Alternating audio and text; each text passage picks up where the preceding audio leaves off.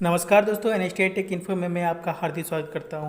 पिछले वीडियो में मैंने घटना चक्र के यूपीआरबी यूएनएल एग्ज़ाम के लिए third lesson measurement and measuring instrument यानी कि माप और मापी यंत्र से सभी क्वेश्चन करा दिए गए थे। टोटल क्वेश्चन करा दिए गए थे दोस्तों। उस वीडियो के देखने के लिए नीचे दिए गए डिस्क्रिप्शन बॉक्स में लिंक प्रोवाइड है, वीडियो जाकर देख सकते हैं। अगर वीडियो पसंद आए तो लाइक शेयर सब्सक्राइब कर दीजिएगा, जिससे कि अन्य विद्यार्थियों को उस वीडियो के माध्यम से मदद मिल सके। ठीक है, सभी क्वेश्चन कहीं ना कहीं पूछे गए हैं दोस्तों, सभी क्वेश्चन इंपॉर्टेंट है। ठीक है, आज चौथा लेसन की बात करेंगे, जो चिन्हन और चिन्हन औजार यानी कि मार्किंग एंड मार्किंग टूल्स, इससे भी क्वेश्चन बहुत आते रहते हैं एग्ज़ाम में। आजकल जो भी एग्ज़ाम हो रहा है तो इससे 2-3 क्वेश्चन आ रहे हैं दोस्तों। तो टोटल क्वेश्चन में 27 से सभी क्वेश्चन आज करा दिए जाएंगे। ठीक है, जो विद्यार्थी फीटर के कॉम्पिटिटिव की एग्ज़ाम की तैयारी कर रहे हैं वो भी इस वीडियो के माध्यम से अपना तैयारी कर सकते हैं दोस्तों। ठीक है, अगर आप वीडियो में नए हैं तो चैनल को सब्सक्राइब करें, जिसके द्वारा आपको फीटर की न्यू अपडेट आपको मिलती रहे। ठीक है, चलिए शुरू करते हैं।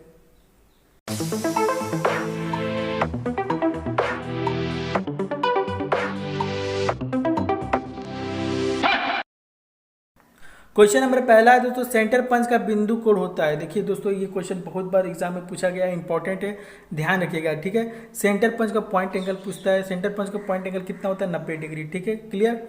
बी जो दिया हुआ है 60 डिग्री, ये होता है डॉट पंच का।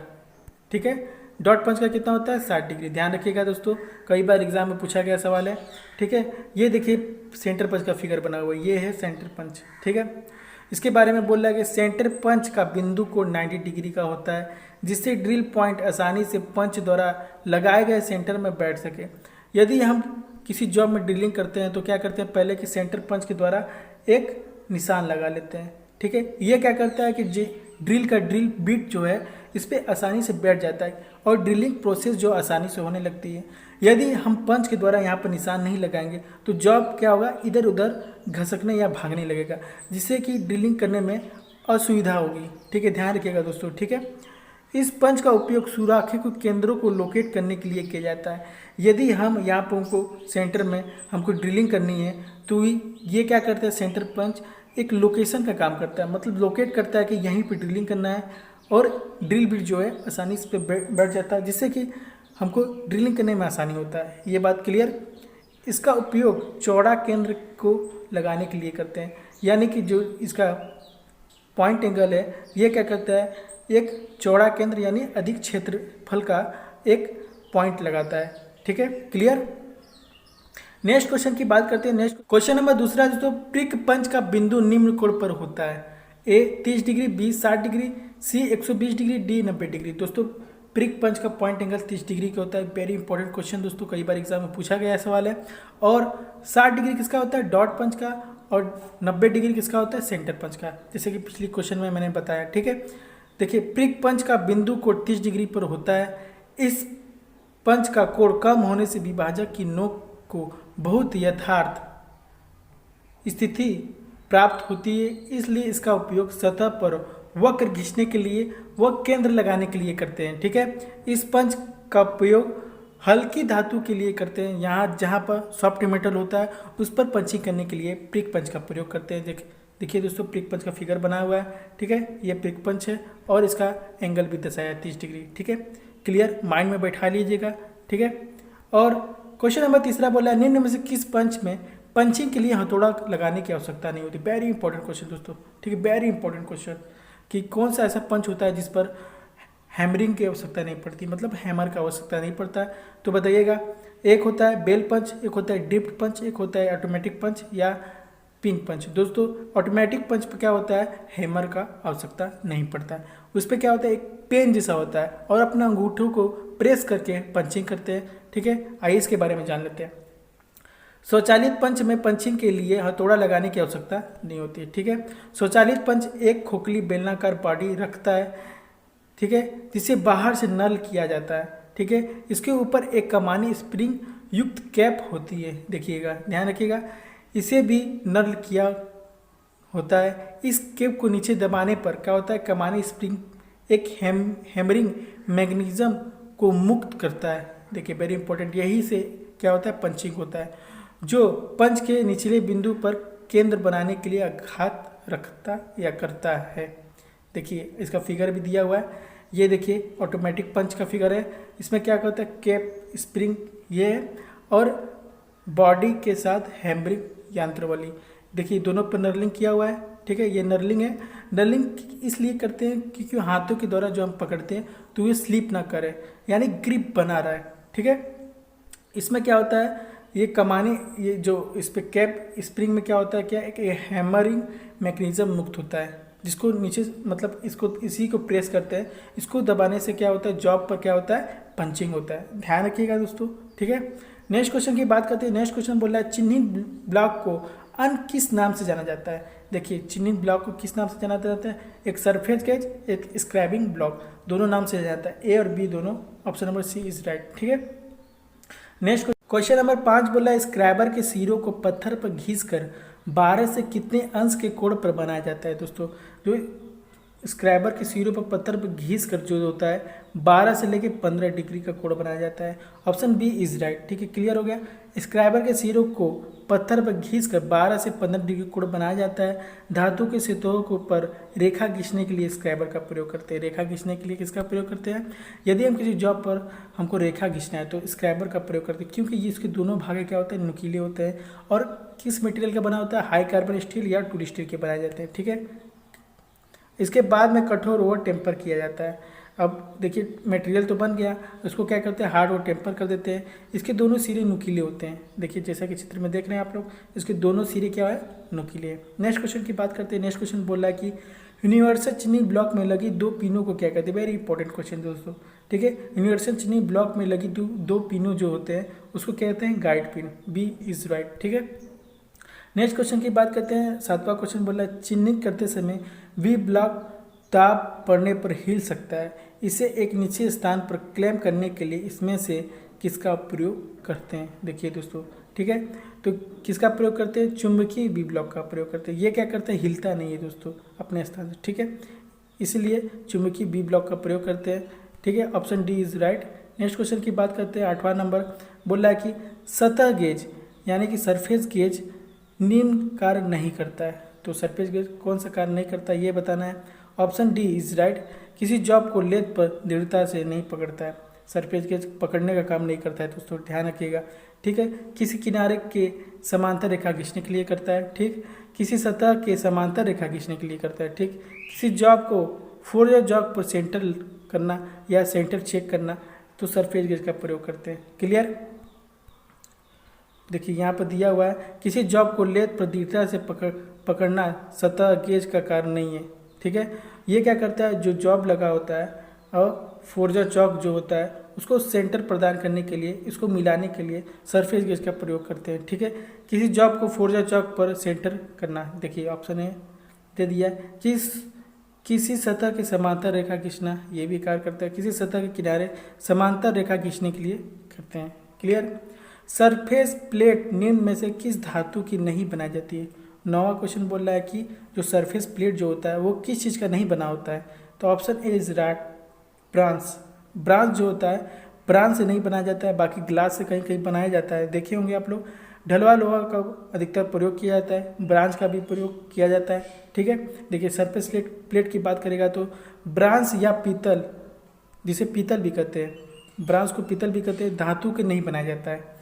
और ढलवा लोहा का बनाया जाता है, ग्लास का बनाया जाता है, ब्रांच का बनाया जाता है और ब्रॉन्ज दिया है। देखिए कन्फ्यूज मत होइएगा, यहाँ पर दिया है ब्रॉन्ज न कि ब्रांस, ठीक है। और ग्रेनाइट का बनाया जाता है, ग्रेनाइट का अधिकतर प्रयोग किया जाता है दोस्तों, ध्यान रखिएगा, ठीक है। नेक्स्ट क्वेश्चन की बात करते हैं। तो 10वां बोला है बेलनाकार वस्तुओं को पकड़ने के लिए बी ब्लॉक का प्रयोग किया जाता है, इसमें बने वी ग्रुप का कोण कितना होता है। वेरी इंपॉर्टेंट क्वेश्चन दोस्तों।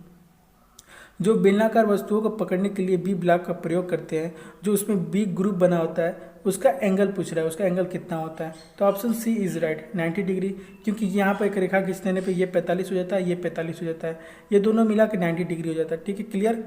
नेक्स्ट क्वेश्चन की बात करते हैं। तो नेक्स्ट क्वेश्चन नंबर 11 बोला है दोस्तों स्क्रैबर का बिंदु कोण होता है। Option number C is right, 12 से 15 डिग्री होता है, ठीक है। इसके बारे में कुछ मैंने बताया था इसके पहले कुछ, ठीक है, ध्यान दीजिएगा दोस्तों। स्क्रैबर का पॉइंट एंगल कितना होता है, 12 से 15 डिग्री होता है, ठीक है। 12 नंबर क्वेश्चन बोला है जॉब का चीनी सतह प्लेट पर रख कर की जाती है, उस समय हम रुचता सतह लेते हैं। ऑप्शन बी इज राइट, चीनी सरफेस प्लेट, मतलब चीनी सरफेस प्लेट का प्रयोग करते हैं। इसे क्या करते हैं, मार्किंग करते समय क्या करते हैं, सरफेस प्लेट का सहारा लेते हैं। ठीक है, सरफेस प्लेट क्या है, कई प्रकार के होते हैं। देखिए, एक होता है कास्ट आयरन सरफेस प्लेट, एक होता है ग्रेनाइट सरफेस प्लेट, एक होता है ग्लास सरफेस प्लेट, एक होता है इनस्फिकेशन सरफेस प्लेट, एक होता है मास्टर सरफेस प्लेट। ठीक है, ठीक है। ब्रास का नहीं देखे होंगे, मतलब पीतल का आप लोग नहीं देखे होंगे। ठीक है, नेक्स्ट क्वेश्चन की बात करते हैं। नेक्स्ट क्वेश्चन 13 बोला है कोड़ी प्लेट में स्लॉट बने होते हैं, उनके बनाने का उद्देश्य क्या होता है। जो एंगल प्लेट देखे होंगे आप लोग दोस्तों, एंगल प्लेट में जो स्लॉट कटे होते हैं उसका मेन पर्पस होता है कि क्लैपिंग बोल्टों को जगह देने के लिए। ठीक है, ध्यान रखिएगा दोस्तों। आइए इसके बारे में आपको बता देते हैं। ठीक है, कोड़ी प्लेट में स्लॉट बने होते हैं, उनके बनाने का उद्देश्य क्लैपिंग बोल्टों को जगह देने का होता है। कोड़ी प्लेट के दोनों प्लेनों पर स्लॉट बने होते हैं। यह प्लेन ठोस कोड़ी प्लेट की अपेक्षा बड़े आकार का होता है। इस कोड़ी प्लेट के स्लॉटों को क्लैपिंग बोल्ट को लगाने के लिए प्रयोग किया जाता है। देखिए दोस्तों, चित्र में आप लोग देखे होंगे, देख रहे हैं चित्र दोस्त, ये जो स्लॉट जो कटे होते हैं, ये इसमें क्या करते हैं, नट बोल्ट का सहारा लेते हैं और क्लैपिंग करते हैं। ठीक है, क्लियर, चित्र से क्लियर हो गया दोस्तों। नंबर 14 नंबर बोला कि ढलवा लोहे की सतह प्लेट का प्रयोग निम्न में से किस कार्य में नहीं किया जाता है। दोस्तों यहाँ देखिए क्वेश्चन पर ध्यान दीजिएगा, नहीं का प्रयोग कर दिया है। ठीक है, तो किसी जॉब की समतलता को ज्ञात करने के लिए किया जाता है, ट्राई स्क्वायर की यथार्थता को जांचने के लिए किया जाता है, एंगल प्लेट को सहारा देने के लिए नहीं किया जाता है। ध्यान दीजिए क्वेश्चन नंबर 14 का option number C is right, job की जटिल मापों के लिए किया जाता है। ठीक है, आइए इसके बारे में जान लेते हैं। जैसे ढलवा लोहे की सतह प्लेट का प्रयोग एंगल प्लेट को सहारा देने के लिए नहीं किया जाता है। ढलवा लोहे की सतह प्लेट का प्रयोग निम्नलिखित कार्यों के लिए किया जाता है, जैसे किसी जॉब को चीनी करने के लिए तथा विभिन्न औजारों को टिकाने के लिए ढलवा लोहे का प्लेट का प्रयोग करते हैं, और ट्राई स्क्वायर की यथार्थता को जांचने के लिए भी किया जाता है। मतलब कि ट्राई स्क्वायर की एक्यूरेसी या सही है कि नहीं, ये जांचने के लिए ढलवा लोहे का प्लेट का प्रयोग किया जाता है। किसी जॉब की समतलता को ज्ञात करने के लिए करता है, और जॉब की जटिल मापों को मापने के लिए करते हैं। ठीक है, क्लियर। आइए 15 नंबर पाते हैं। 15 नंबर बोल रहा है कि बड़े वृत्तों की लेइंग आउट के लिए किस टूल का प्रयोग करता है। ऑप्शन नंबर सी, बड़े वृत्त को खींचने के लिए ट्रेमल का प्रयोग किया जाता है। ध्यान रखिएगा दोस्तों। ठीक है, 16 नंबर बोल रहा है किसी लोहार द्वारा प्रयोग में लाए जाने वाले पैटर्न और गर्म जॉबों की मार्किंग व मापने के लिए किस प्रकार के रूल का प्रयोग करते हैं। देखो, option number D is right, सिंक रूल का प्रयोग किया जाता है। देखिए, पैटर्न बनाने में इसका प्रयोग बहुत किया जाता है, श्रिंक रूल का प्रयोग, और जॉब जहां गर्म जॉब को मार्किंग करना है तो उसका प्रयोग किया जाता है। ठीक है, नेक्स्ट क्वेश्चन नंबर 17 बोला वी ब्लॉक किस ग्रेड में पाए जाते हैं। Option number D, very important question है दोस्तों।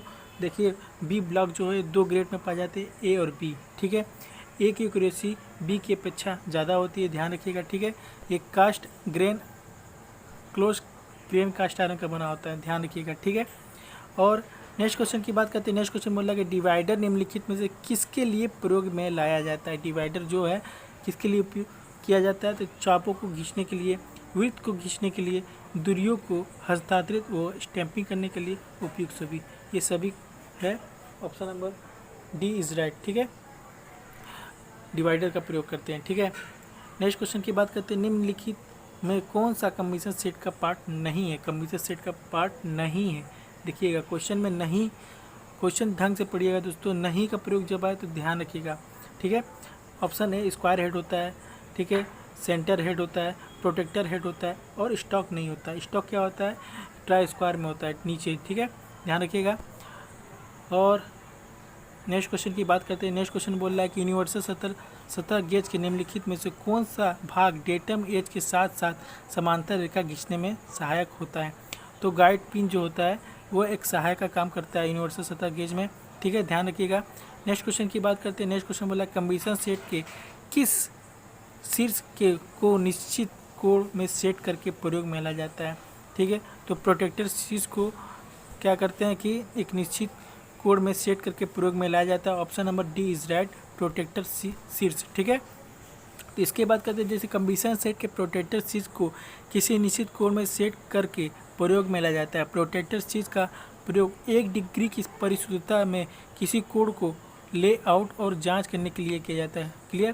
क्षैतिज सतह में जाबों को सेट करने के लिए इस पर स्प्लिट लेवल लगा, देखिए इसमें एक स्प्लिट लेवल लगा होता है जिसके क्या करता है क्षैतिज ऊर्ध्वाधर सब बताता है। ठीक है, ध्यान रखिएगा। नेक्स्ट क्वेश्चन की बात करते हैं तो नेक्स्ट क्वेश्चन बोला है निम्न में से कौन सा मार्किंग मीडिया नहीं है। तो मार्किंग मीडिया कौन नहीं है? टेम्पलेट। टेम्पलेट क्या है? एक मार्किंग मीडिया नहीं है। कॉपर सल्फेट है, पार्शियन ब्लू है, सेलुलोज लेकर ये भी है, ध्यान रखिएगा। ठीक है, तो मार्किंग मीडिया की बात करते हैं तो मार्किंग मीडिया देखिए इसमें दिया हुआ है कि टेम्पलेट एक मार्किंग मीडिया नहीं है। मार्किंग मीडिया का एक पदार्थ है जिसे उस सतह पर लगाया जाता है जिस पर मार्किंग करनी होती है, जिससे मार्किंग लाइन साफ दिखाई देती है। ये क्या करता है, जैसे हम पंचिंग करते हैं तो पंचिंग करने से पहले क्या करते हैं, उस पर एक मार्किंग कर लेते हैं। मार्किंग करने से पहले एक क्या करते हैं, मार्किंग मीडिया का प्रयोग करते हैं। मार्किंग मीडिया क्या करता है, किसी को निशान लगाते हैं, जैसे मार्किंग करते हैं तो वो क्या करता है, निशान को साफ सुथरा दिखाता है। ठीक है, साफ दिखाई देता है। Chalk, layout, dye, copper sulphate, white wash सामान्य प्रयोग में लाए जाने वाले कुछ मार्किंग मीडिया है। ये सब एक मार्किंग मीडिया है। पर्शियन ब्लू एक रंग है जिसका धातु कार्यों में और मशीनिंग करने के लिए एक रफ पार्ट्स पर चिन्हित करने के लिए किया जाता है, जिसमें डाई की बहुत पतली परत होती है। ठीक है, ये पर्शियन ब्लू जो होता है एक ब्लू कलर का होता है, ध्यान रखिएगा। ठीक है, नेक्स्ट क्वेश्चन की बात करते हैं। नेक्स्ट क्वेश्चन बोला है 23 नंबर, चिन्हित करने से पूर्व निम्न में से किसका संज्ञान में लेना आवश्यक है। ठीक है, तो यदि हम मार्किंग करने से पहले क्या बातों का ध्यान रखते हैं, तो ड्राइंग के अनुसार मार्किंग किया जाता है, ध्यान रखिएगा। ठीक है, option number A is right. तो आइए जान लेते हैं चिन्हित करने से पहले क्या क्या आवश्यक है। ठीक है, कार्यखंड की ड्राइंग का सावधानीपूर्वक ध्यान अध्ययन, उसी के द्वारा कितना mm आगे पीछे करके हम देखते हैं ड्राइंग के अनुसार। और दूसरा नंबर बोला उन डेटम सतहों को निर्धारित करने जिनमें सभी सतहों की चिन्हित करनी हो। ठीक है, कार्यखंड की सतह पर चिन्हित मीडिया के सही उपयोग को चेक करें। चिन्हित पूर्ण होने के बाद जॉब और प्रयोग में लाए जाने औजारों को साफ करें। ठीक है, ये सब बात को ध्यान रखिएगा दोस्तों, मार्किंग मीडिया को। और 24 नंबर क्वेश्चन बोला है उत्पादन में चिन्ह निम्न में से किसकी आवश्यकता पूर्ति करता है। मतलब जो मास प्रोडक्शन होता है उसमें चिन्हन निम्न में से किस आवश्यकता को पूर्ति करता है। तो समय की बचत करता है, सही है। कार्यखंड को यथार्थ प्रदान करता है, ठीक है। कार्यखंड में अस्वीकृति को होने से बचाता है, सही है। मतलब उपयुक्त सभी, ये सब क्या है, एक आवश्यकता पूर्वक पूर्ति को जैसे मास प्रोडक्शन करते हैं। तो मार्किंग एक ऐसी प्रक्रिया है कि जिसमें ये सब बातों का ध्यान रखते हैं। ठीक है, नेक्स्ट क्वेश्चन की बात करते हैं। नेक्स्ट क्वेश्चन बोला है 25 नंबर कि चिन्हन के लिए आवश्यक है, क्या आवश्यक है। ए संदर्भ रेखा, बी समांतर रेखा, सी नियत बिंदु, डी इनमें से कोई नहीं। तो चिन्हन के लिए एक संदर्भ रेखा जरूरी होती है। संदर्भ रेखा क्या है, ये जान लेते हैं। निम्न चिन्हन के लिए संदर्भ रेखा आवश्यक है। चिन्हन मेज एक संदर्भ सतह प्रदान करती है, ठीक है, जिस पर कार और चिन्हन आउट औजार रखते हैं। ठीक है, जिस कार पर चिन्हित करनी हो उसे संदर्भ सतह के साथ समकोण में रखते हैं। देखिए बात पर ध्यान रखिएगा दोस्तों। तथा संदर्भ रेखा मानकर चिन्हन किया जाता है। एक संदर्भ रेखा जिसको मानकर मार्किंग किया जाता है। ठीक है, नेक्स्ट क्वेश्चन की बात करते हैं। तो एक 26 नंबर बोल रहा है चिन्हन मेज की ऊपरी प्लेट निम्न में से किस धातु की बनी होती है। तो चिन्हन मेज की ऊपरी प्लेट जो होती है वो ढलवा लोहे का बना होता है। ठीक है, देखिए चिन्हन मेज की ऊपरी प्लेट ढलवा लोहे की बनी होती है। उस प्लेट को एंगल आयरन के बने स्टैंड पर रखा जाता है। यह प्लेट मशीन न करके समतल बनाती है। ठीक है, तथा इसके कोने ठीक 90 डिग्री पर रखे जाते हैं। ठीक है, साइड भी मशीन नहीं की गई होती है। आवश्यकता अनुसार यह प्लेट चौकोर या आयताकार होता है, ध्यान रखिएगा। इसका कभी वृत्त में नहीं होता है ना, ये आयताकार या चौकोर में पाया जाता है। ठीक है, नेक्स्ट क्वेश्चन, लास्ट क्वेश्चन की बात करते हैं कि एंगल प्लेट की माप निम्न में से किस प्रकार लिया जाए। वेरी इंपॉर्टेंट क्वेश्चन, ये बहुत बार पूछा गया। एंगल प्लेट जो होता है उसका माप किस प्रकार लिया जाता है। ठीक है, लंबाई चौड़ाई मोटाई, ठीक है, लंबाई चौड़ाई ऊंचाई। तो एंगल प्लेट का माप क्या करते हैं, लंबाई चौड़ाई और ऊंचाई से लिया जाता है ये। ठीक है, option number B is right. Angle plate की बात करते हैं। एंगल प्लेट जॉब को किसी विशेष कोण पर सहारा देने के लिए किया जाता है। ये मार्किंग करने से पहले क्या करते हैं, एंगल प्लेट को लगाते हैं और जॉब को सहारा देकर उस पर वर्नियर हाइट गेज की सहायता से मार्किंग करते हैं। ठीक है, इसकी बाहरी की 2 सतहों को अच्छी प्रतिशत देकर तैयार किया जाता है। जॉब को इन पर सहारा देने के लिए आयताकार खांचे बनाए गए होते हैं। जॉब को नट बोल्टों की सहायता से कोड पर प्लेट पर क्लैंप किया जाता है। इसमें देखिए एक खांचा होता है इस तरह, वो क्या करता है कि नट बोल्ट को क्लैंप करने के लिए किया जाता है इसका प्रयोग। खांचा जो है इसका साइज देखिए, इसका साइज लंबाई चौड़ाई ऊंचाई से दिया जाता है एंगल प्लेट की। ठीक है, एंगल प्लेट की बात करते हैं। एंगल प्लेट 3 प्रकार के होते हैं दोस्तों, आइए जान लेते हैं कौन कौन होते हैं। एक होता है स्थिर कोणीय प्लेट, एक होता है समायोजित कोणीय प्लेट, एक होता है बॉक्स कोणीय प्लेट। 3 चीज़ होता है, 3 ये एंगल प्लेट है। एक स्थिर होता है, एक समायोजित होता है, एक बॉक्स। ठीक है।